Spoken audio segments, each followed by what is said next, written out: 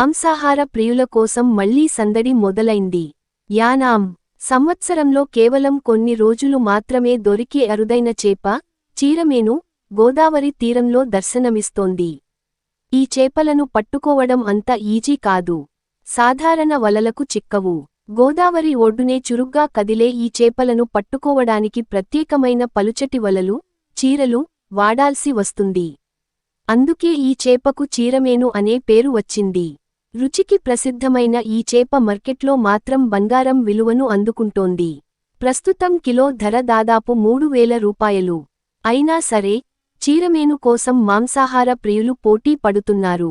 సంవత్సరంలో కొద్ది రోజులు మాత్రమే లభించే ఈ చేప కోసం గోదావరి తీర ప్రాంత ప్రజలు ఆసక్తిగా ఎదురు చూస్తుంటారు.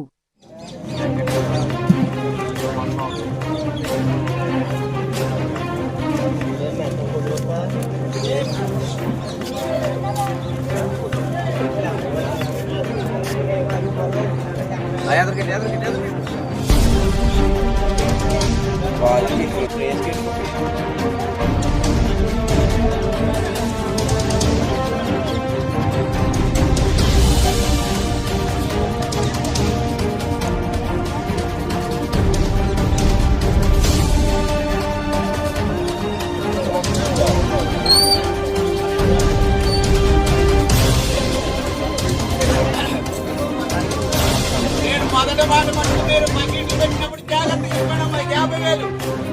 50,000 50,000